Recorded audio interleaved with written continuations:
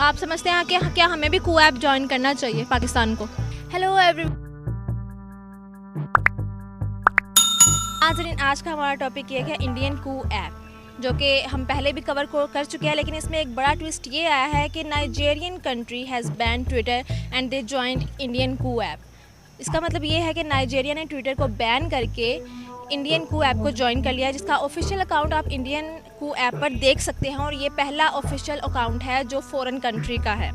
तो ये इंडिया के लिए बहुत ही पॉजिटिव न्यूज़ है और बहुत ही खुशखबरी की बात है, जिससे इंडिया की इकोनॉमी को भी बहुत बड़ा बेनिफिट होगा और इंडियन की ऐप्स को ज़्यादा पॉपुलर किया जाएगा, वो ज़्यादा फेमस होंगी इस वजह से, क्योंकि नाइजेरिया ऐसी कंट्री है जो अफ्रीका की नंबर 1 कंट्री है, जिसकी वजह से उसको जायंट ऑफ अफ्रीका भी कहा जाता है। तो यहाँ की जो आबादी है, पॉपुलेशन है, वो 20 करोड़ के लगभग है और ये अफ्रीका की नंबर 1 कंट्री है। और मैं आपको बताती चलूँ कि इन्होंने ट्विटर को बैन क्यों किया। नाइजेरिया ने ट्विटर को बैन इसलिए किया क्योंकि ट्विटर ने नाइजेरियन प्रेसिडेंट की एक ट्वीट खुद ही से डिलीट कर दी थी, जिसकी वजह से उनको लगा कि ये उनकी प्रेसिडेंट की इंसल्ट है, इसलिए उन्होंने ट्विटर को बैन करके इंडियन कू ऐप को ज्वाइन कर लिया है। तो इंडियन कू ऐप के CEO और नाइजेरियन गवर्नमेंट में बातचीत हो रही है और देखा आप देख सकते हैं उनका अकाउंट, आप कू ऐप पर देख सकते हैं। तो नाज़रीन, हम यहाँ पर पाकिस्तानी अवाम से इसका रिएक्शन पूछेंगे कि इस कदम से, इस बड़ी न्यूज़ की वजह से इंडिया की गवर्नमेंट को कितना फ़ायदा होगा और इंडिया की इकोनॉमी में कितना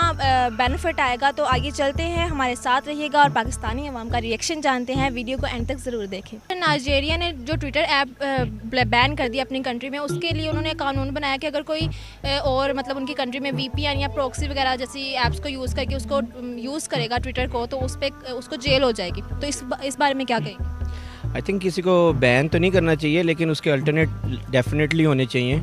और इसी तरह से अगर पाकिस्तान के किसी प्राइम मिनिस्टर का कोई ट्वीट डिलीट करते हैं तो डेफिनेटली हर्ट होता है। तो we should have our own app और पब्लिक को भी सपोर्ट करना चाहिए उसके लिए, और भी एंटरप्रेन्योर भी इस तरह के। लेकिन ये गवर्नमेंट लेवल पे नहीं होता, ये प्राइवेट लेवल पे स्टार्टअप्स जो हैं वही इसी तरह की ऐप बिल्ड करते हैं और पब्लिक को उनको सपोर्ट करना चाहिए और वहीं से वो बिल्ड होती है। इसमें आई थिंक गवर्नमेंट का कोई रोल नहीं है और सारा जो है वो स्टार्टअप्स के ऊपर है और इस तरह से आ भी रहे हैं। Just like I think one of the example is Daraz is local and they are also expanding in other countries like Sri Lanka में भी हैं, नेपाल में भी हैं और भी कंट्रीज़ में वो मूव कर रहे हैं। तो आई थिंक पाकिस्तानी स्टार्टअप्स को इनिशिएट लेना चाहिए और इस तरह की ऐप्स बनानी चाहिए। अच्छा, आज का हमारा टॉपिक है नाइजेरिया ने ट्विटर को बैन करके इंडियन कू ऐप को ज्वाइन कर लिया। इस हवाले से क्या कहेंगे? बात यह है कि the state leader has much to do with the state itself. तो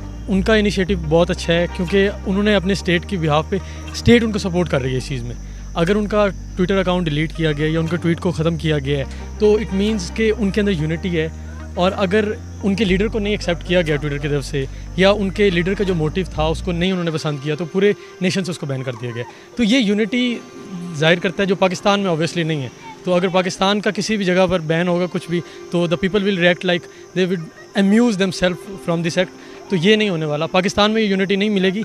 and we must stop sharing things like this कि हमें ट्विटर को बैन करने से इंडिया को नुकसान होगा या फ़ायदा। This is just an app, so you must focus on the things कि आपको उससे फ़ायदा हो रहा है, न्यूज़ शेयर हो रही है, दैट्स इट। तो इस ऐप के बारे में इसको इस तरह सीरियसली लेने की ज़रूरत नहीं है। ये मेरा इनिशिएटिव पॉइंट नहीं, सीरियस मतलब इस सेंस में मैं क्वेश्चन कर रही हूँ कि कू ऐप अब इंडिया ने लॉन्च की थी ना, तो अब उनको इतना प्रॉफिट होगा तो उसके मुकाबले में हमें भी कुछ चाहिए ना, कि अगर हमारी कोई ऐसी ऐप होती तो नाइजेरिया, मतलब पहले उनको तो नहीं ना पता कि उनको इतना प्रॉफिट होगा या कोई उनकी ऐप को ज्वाइन करेगा या नहीं करेगा, लेकिन उन्होंने एक रखा हुआ था कि जी उन्होंने लॉन्च की है। The point is that we are not focusing on our technological developments. ठीक है, हमारे पाकिस्तान में कोई भी ऐसा इनिशिएटिव नहीं लिया जाता जिससे टेक्नोलॉजी या ऐप्स की तरफ जाया जाए। तो एक ही लाइन है सिविल सर्विसेज की जिसके पीछे पूरा पाकिस्तान पड़ा हुआ है। लाइक उस तरफ जा नहीं रहे, आपके साइंटिस्ट नहीं पैदा हो रहे, न्यूक्लियर पावर प्लांट्स नहीं आ रहे, ऐप्स नहीं आ रही, तो आप उस तरफ जा ही नहीं रहे। तो अगर उन्होंने लॉन्च किया है यकीनन उनको फ़ायदा होगा। यहाँ पर एक पॉइंट आता है कि पाकिस्तान के लिए कि काश या हम लोग के पास ऐसा होता। बात ये कि हमने फ्यूचर में क्या सीखना है, फ्यूचर में भी नेक्स्ट 20 ईयर्स में भी अगर हम लोग ऐप नहीं है कि बना रहे तो इसका मतलब हमने पास से कुछ नहीं सीखा और हमारा फ्यूचर बेहतर नहीं हो सकता। इंडिया ने जब ये ऐप बनाई थी उनको नहीं पता था कि उसका रिस्पॉन्स क्या आएगा, तो वो तो कुदरती नाइजेरियन को अल्टरनेटिव एक ऐप मिलकर उन्होंने वो कर लिया। तो अगर पाकिस्तान की भी ऐसी कोई ऐप होती तो हो सकता है वो इधर आ जाते। हाँ हो सकता है अगर कोई चीज़ डेवलप की हो किसी ने, लेकिन ये तो रिस्क है। मैंने खुद भी एक चीज़ रजिस्टर करवाई हुई है e-Rabta.com, तो मेरा प्लान था इसको लॉन्च करने का, लेकिन फिर मैं रुक गया क्योंकि ज़ाहिर बात है कोई ऐसा सपोर्ट नहीं होती ना किसी तरह की, तो टाइम लगता है चीज़ को ग्रो करते करते, तो इसलिए फिर हमने लॉन्च नहीं की, लेकिन की जा सकती है। तो आप पाकिस्तानी गवर्नमेंट को क्या सजेस्ट करेंगे? तो मैं ये सजेस्ट करूँगा कि लोकल जो स्टार्टअप्स हैं उनको सपोर्ट करें पहले, और उससे फ़ायदा आपकी एम्प्लॉयमेंट जनरेट होगी और साथ साथ आपके कंट्री का इमेज भी अच्छा होगा इंटरनेशनल लेवल के ऊपर। अगर आपकी कोई ऐप चली जाती है इससे तो अच्छी क्या बात है। तो जी व्यूवर्स, इंडियन कू ऐप को तो बहुत ही बड़ा फ़ायदा होने वाला है और इससे इंडिया की इकॉनमी भी बहुत ज़्यादा ग्रो करेगी। तो अगर इनकी जो टारगेट ऑडियंस है वो लैटिन अमेरिका, अफ्रीका और अगर भारत में ही इन 3 जगहों पर ही अगर इंडियन ऐप्स को पॉपुलैरिटी मिल जाती है तो इंडियन ऐप्स दुनिया में टॉप 3 या टॉप 5 के नंबर पर आएंगी, तो जो which is a very big achievement, उनके लिए बहुत ही अच्छी न्यूज़ है और पॉजिटिव न्यूज़ है। तो मैं आपको बताते चलूँ कि अमेरिका इस हवाले से नाइजीरिया की इस कदम पर कि ट्विटर को उन्होंने बैन किया, तो अमेरिका इस पर क्या कहता है? जो अमेरिकन गवर्नमेंट है, जो बाइडन की गवर्नमेंट है, वो कहती है कि नाइजीरिया ने बहुत ही गलत फैसला लिया है, उनको ट्विटर बैन नहीं करना चाहिए था। जबकि डोनाल्ड ट्रंप का कहना है कि नाइजीरिया ने बहुत अच्छा कदम उठाया, क्योंकि ये उनके प्रेसिडेंट पर बात आ रही थी, क्योंकि उन्होंने डोनाल्ड ट्रंप ने अपना भी एक शेयर किया कि उन्होंने जब वो गवर्नमेंट में थे, जब वो प्रेसिडेंट थे, तो उनके भी कुछ ट्वीट्स डिलीट किए गए, इवन कि उनका अकाउंट भी सस्पेंड कर दिया गया था ट्विटर पर। तो उन्होंने कहा कि बीइंग अ प्रेसिडेंट मुझे भी ये कदम उठाना चाहिए था और मुझे भी ट्विटर को बैन करना चाहिए था, जो कि मैंने नहीं किया।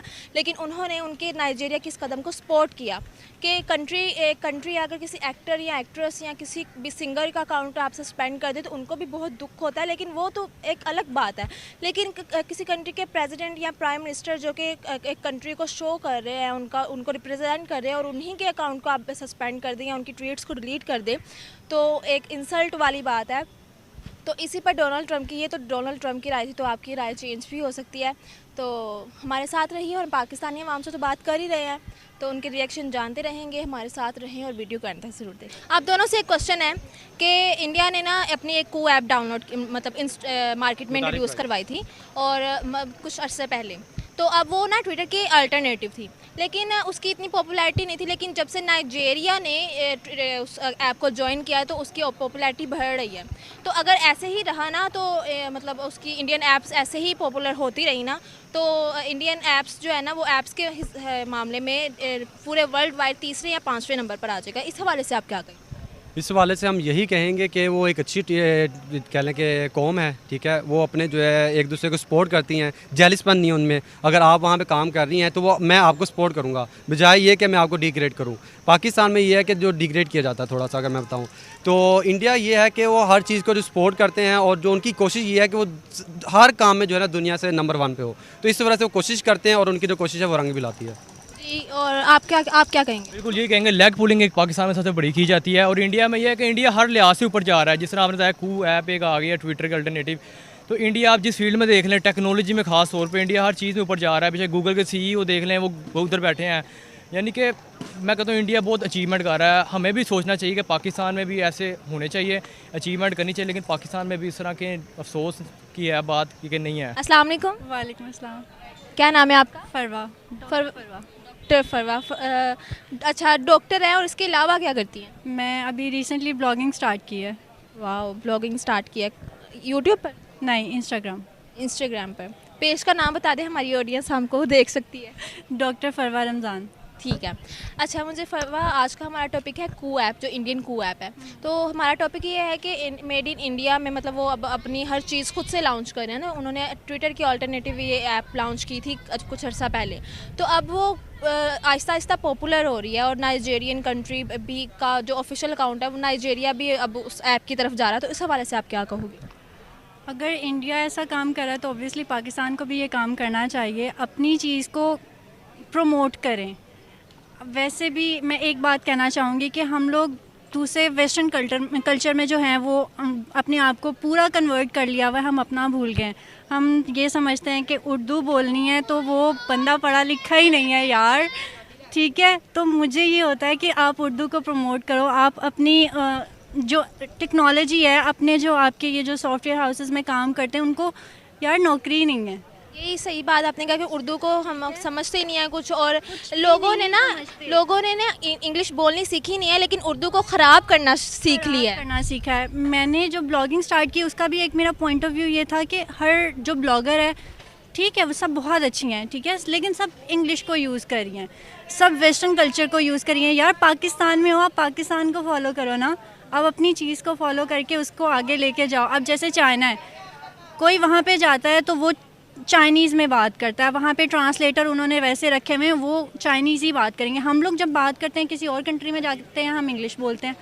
तो जो हमारी टेक्नोलॉजी है, जो पाकिस्तान है, उसको पाकिस्तान ही बनाए, ना कि वेस्टर्न कल्चर। आप समझते हैं कि क्या हमें भी कू ऐप ज्वाइन करना चाहिए पाकिस्तान को? देखिए, if the need arises then you must join it, and if need you must have to build something that compromise on your own need. नहीं हो रहा तो आप अपना बना लें, और नहीं होता तो फिर आपको करना चाहिए ज्वाइन, दैट्स इट। पाकिस्तान में भी वैसे आगे स्नैक वीडियो ऐप आ गई है पाकिस्तान। नहीं, वो स्नैक वीडियो थोड़ा कोई फ्यूचर हमें नज़र आएगा, वो तो फ्यूचर है ना। अब जिसने कू ऐप निकाली उसका इंडिया को बड़ा फ़ायदा होगा, यानी उस बंदे को तो फ़ायदा होगा जिसने निकाली है, लेकिन मुल्क को भी फ़ायदा होगा। अब स्नैक वीडियो से आपको क्या समझता, क्या फ़ायदा होगा, क्या फ़ायदा होगा?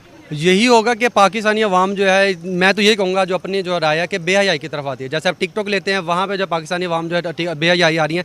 बाहर के मुल्क वाले ये करते हैं बेसिकली कि वो अपनी जो ऐप्स वगैरह जनरेट करते हैं, ठीक है, उसको पाकिस्तान में लॉन्च करते हैं, ताकि जो पाकिस्तानी का जो लोगों का जो माइंड है उसको दूर करे तालीम की तरफ से, उसको दूर करे टेक्नोलॉजी की तरफ से, ताकि जो पाकिस्तान में तरक्की ना कर पाए। मोस्टली ऐसी ऐप्स हैं, टिकटॉक होगी, स्नैक आईडी होगी, कि पाकिस्तान में आती हैं, और पाकिस्तानी ऐसे लोग हैं कि नहीं, जो कोई चीज़ मिल जाती है उसके पीछे पागल हो जाते हैं। अच्छा, मेरा क्वेश्चन ये है कि नाइजीरिया ने ट्विटर को बैन कर दिया अपनी कंट्री में, और अगर उनका कोई मतलब कोई वहाँ पर, जैसे हम टिकटॉक यहाँ पे बैन हो गई थी और गेम्स बैन हो जाती है यहाँ पर, तो हम वीपीएन या प्रॉक्सी वगैरह यूज़ करके तो हम उसको यूज़ करने लग जाते हैं। लेकिन नाइजीरिया में ये होगा, उस पर एक कानून लगा दिया गया है कि अगर किसी ने ट्विटर यूज़ किया तो उसको जेल हो जाएगी।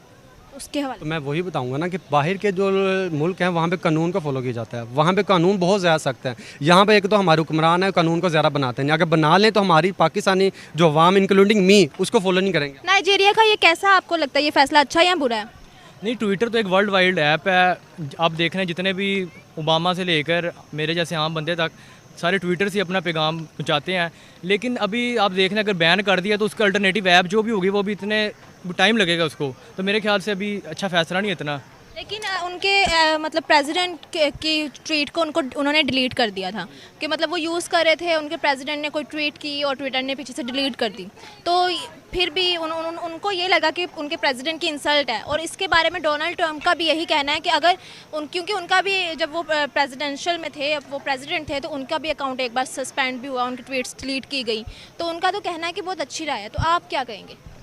अच्छी राय तो है, लेकिन मैं दोबारा भी कहूँगा कि अभी कोई भी जो सी नई ऐप है उसको टाइम लगता है। जैसे टिकटॉक अभी थोड़ी सी नीचे गई है, उसके बाद स्नैक वीडियो आई है, तो अभी स्नैक वीडियो टिकटॉक के लेवल पे नहीं आई, इसी तरह कहूँगा ट्विटर के लेवल पे भी टाइम लगेगा उसको।